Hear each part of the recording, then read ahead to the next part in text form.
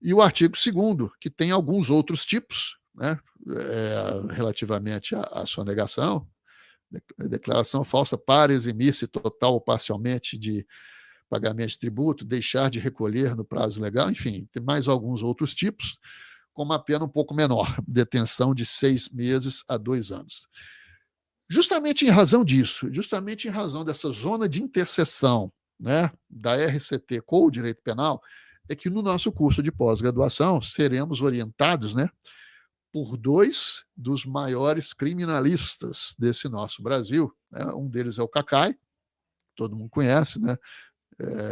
Está presente nos maiores temas criminais aí do Brasil, sempre presente, e o Dr. James Walker Jr., que é o presidente da ANACRIM, presidente nacional da ANACRIM, Associação Nacional dos Advogados Criminalistas, e é autor de vários livros de direito penal tributário. Então, são 2 especialistas nessa zona de interseção. Eles já estão, né, no nosso curso de pós-graduação, ministrando para nós, justamente para nos ensinar a evitar esse tipo de situação de risco, e jamais levar uma situação de risco como essa para o nosso cliente. Então, nós temos que mostrar que nós estamos assim, temos um conhecimento muito bem fundamentado, muito bem articulado a respeito disso, e sabemos o que significa uma recuperação fraudulenta. Então, essa primeira objeção você enfrenta dessa forma, mostrando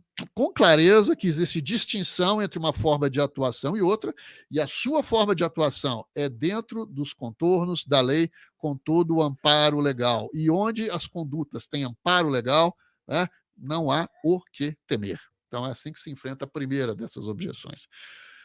Segunda delas, o medo da fiscalização. Mas se eu fizer um trabalho de revisão fiscal, eu não vou ser, o fisco não vai se vingar de mim, eu não vou sofrer aí uma represália, a fiscalização como uma represália. Como é que você enfrenta essa objeção?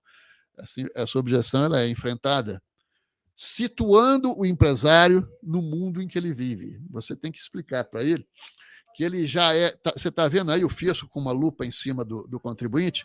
Essa lupa ela é ativada, né, a partir do momento em que a empresa abre um CNPJ. Abrir um CNPJ, a lupa já está ali, em cima dele, né? Então, assim, meu caro, você... Como é que está? Pergunta para o cliente o seguinte: como é que está a sua contabilidade? Ela está redonda? Está redondinha? Você declara, né? Você emite notas fiscais de todas as suas vendas? 90% dos empresários vai dizer não tem falhas aqui, tem buraco ali, não sei o quê. Assim, eu não quero saber disso, eu vou trabalhar com aquilo que você declarou, né? Que você efetivamente declarou para o fisco. Eu não quero nem saber do seu suposto caixa 2, não sei e não quero ter conhecimento disso. Mas é necessário situá-lo no mundo que ele vive. A fiscalização começa a partir da abertura do CNPJ e não é um trabalho de revisão fiscal que vai acender uma luz vermelha para atrair o fisco, né? Se a fiscalização vier, é justamente em razão de operações irregulares e não em razão da revisão fiscal. Que, pelo contrário, uma das funções da revisão fiscal é justamente corrigir as operações do empresário. Então, assim, você está vendendo está comprando com nota, vendendo sem nota. Você está distribuindo lucro quando a empresa, na verdade, não tem lucro nenhum, né?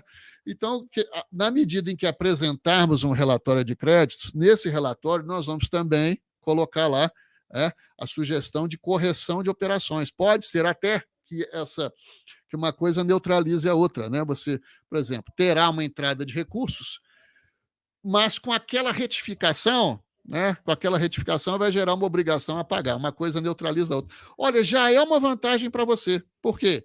Ainda que você, vamos dizer, não enxergue nisso aí um plus, um lucro, né? Mas você zerou o seu risco. Não, porque se eu tiver que corrigir, fazer uma retificação, isso vai gerar tributo a pagar. Tudo bem, mas com a revisão vai entrar recursos. E pode ser que uma coisa zere a outra, você elimina o risco da sua atuação. Então, estou aqui para te ajudar. Estou aqui para te colocar numa situação segura, porque na situação de risco você já está.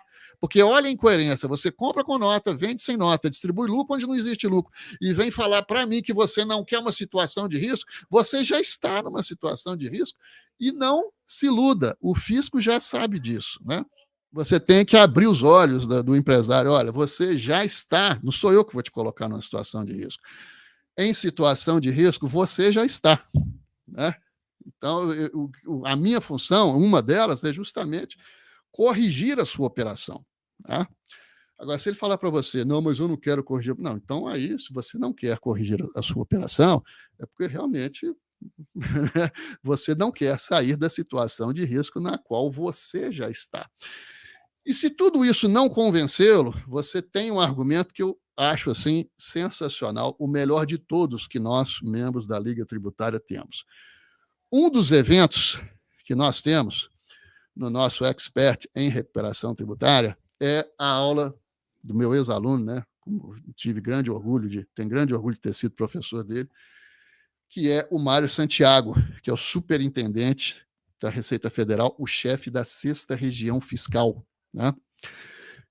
Num dos nossos eventos, que está dentro do programa Expert em Recuperação Tributária, tem uma palestra dele, em que um dos nossos alunos, não sei se fui eu mesmo ou um de nós aqui da Liga, fez essa pergunta para ele: doutor Mário, os clientes, ao fazer uma revisão fiscal, eles morrem de medo, né, de uma retaliação, de que isso vai provocar uma vingança do fisco e tal. Ele achou esquisitíssima a pergunta, ele não sabia, né, ele como servidor público e tal, não sabia que os clientes têm esse receio, e a resposta dele é uma palestra de 1h30, o trecho em que ele toca no assunto dura 6 minutos, eu já cronometrei, já medi, né, porque eu acho assim providencial mostrar esse trecho de 6 minutos para o cliente, né, assim, olha o que ele fala, e a resposta que ele deu, e ele faz toda uma gesticulação, né, uma reação corporal, que é a seguinte, de decepção, não é possível que as pessoas pensam isso de nós, né.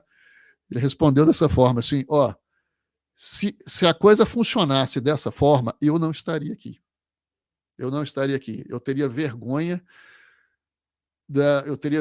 da instituição à qual eu sirvo, né? Porque não é assim que nós agimos, e essa aula explica como é que é toda a programação de fiscalização da Receita Federal, ela observa toda uma programação que é anual, né? Então não é porque alguém fez uma revisão fiscal ou porque alguém ajuizou uma ação judicial é que nós vamos ficar com raiva e agir por vingança em cima daquela pessoa, né? Eu teria vergonha se a minha instituição agisse dessa forma. O que costuma acontecer, e aí talvez seja essa a confusão que está na cabeça do empresário, é que quando o fiscal, o auditor, faz uma fiscalização in loco, ele chega lá com a papeleta dele, ele pergunta: tem alguma ação judicial? Tem algum procedimento de revisão? Tem alguma coisa? Para quê? Para não ficar lançando lá, por exemplo, uma ação judicial, por exemplo, não ficar lançando coisa que está em discussão, que está sendo discutida, que está aguardando uma decisão do Poder Judiciário, né? Então, aquilo que está sub judice, ele já faz uma observação, né, para deixar aquilo em separado. Okay? Então, isso que pode causar aí, talvez uma confusão na cabeça das pessoas. Enfim, então o medo da fiscalização você enfrenta dessa forma, situando o empresário no mundo em que ele vive. Você já está fiscalizado, né? Então, o que a gente pode aconselhar é você corrigir suas operações. Agora, se porventura a autuação vier, é justamente em razão das operações irregulares e não em razão do nosso trabalho.